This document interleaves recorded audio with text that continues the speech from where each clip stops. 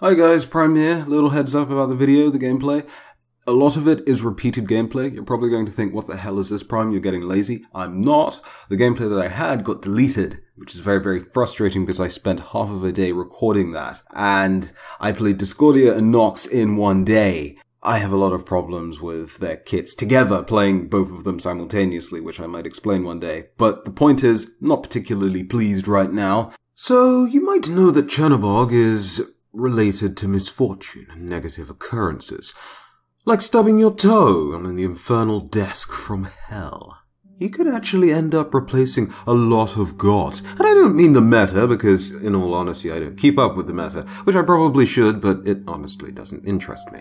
But I mean in terms of the lore, the story, the good stuff, the meat, and the reason why, let's be honest, you're subscribed to this channel. First up, the cute little squirrel man, Ratatoskr. For someone who's been around since the beginning of the Great Tree and its lifespan, Aegisil, you'd think he'd have more important things to do than just incite a conflict between an eagle and a dragon of chaos. The eagle being the representation of everything that's good, whilst the dragon being a representation of everything that's bad. Now, I would have said that this dragon, specifically Nidhogger, would have been the thing that Chernobog would be replacing, but first off, he's not in Smite, and secondly, don't forget about Ratatoskr. Ratatoskr's cool. We will forget about Ratatoskr, because Chernobog will be a thing. Whilst Ratatoskr is creating these miniature conflicts, and in Smite he can create conflicts between different gods, such as Thor, for instance. One of his taunt lines or something like that includes Thor, and when he kills certain characters like Fenrir, he also taunts them as well, so he likes making his own individual conflicts. But you know what Ratatoskr lacks? You know what he's not very good at, ultimately? Truly. Getting his hands dirty. Yes, he'll do a bit of word splurging here and a little bit of tattling there, but really when it comes down to it, he just talks. So, if you're deaf, well, that's not going to affect you that much. And, come on. After a while, I'm sure people realize the fickle nature of Ratatoskr's games. But a goddess who does this better, much better, Discordia. Discordia loves to mess with people, such as the stupid. Well, or the perceived stupid, like Hercules. She messed around with Hercules for a bit and he really didn't know what was going on but got very, very mad. Or the time she was slighted and didn't get invited to a certain wedding, so she just left a golden apple lying around and one thing led to another and war broke out. The thing with Discordia though is she didn't necessarily plan out the end results of all of her schemes and machinations, and ultimately ended up getting drawn into the end result of them, i.e. she fought in the Trojan War, and whether or not she actually enjoyed it, this really just shows that she really doesn't care about the outcome of all of this chaos. She'll just do it anyways. Do whatever it is that she wants just because she'll want to do it for, vengeful reasons or just because it's fun to her. Or, in the rare case that she's ordered to do it, she'll do it for that reason. But that's not exactly common. And then we have Hel.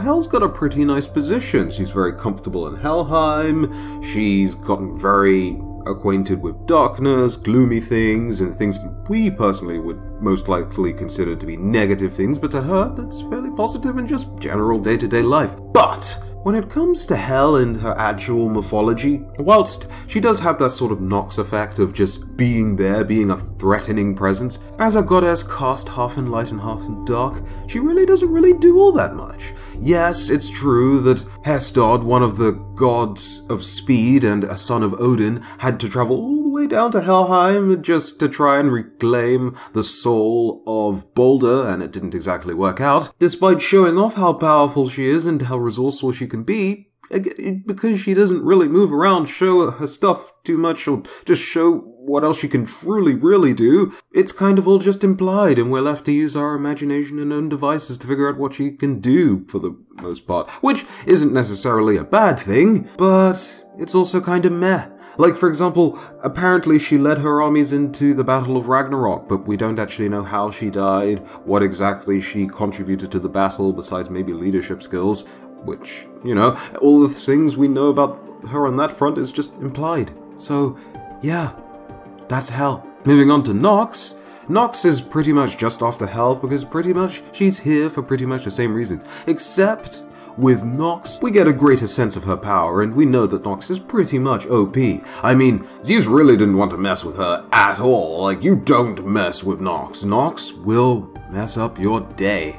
As Zeus proved when he decided to stop chasing Hypnos after Hypnos decided to screw Zeus over. But, hey, the important but is that, well, Knox is very, very busy. She's a very busy woman. She flies around in a chariot and brings about the night, whilst one of her daughters brings about the day. So that's, what, 12 hours of her time lost? And then she spends most of her time in the underworld or just away from the rest of the gods with her children, Thanatos, Hypnos, and maybe some others. So Knox really doesn't get to enjoy all that much, does she, when it comes down to it? And then we have the most difficult god to talk about who could possibly be made obsolete by Chernobog, but let's be honest, he won't. This god is arguably the best god. No, this god is hands down the best assassin in Smite, the best hunter in Smite, the best warrior in Smite, the best mage in Smite, and the best guardian in Smite.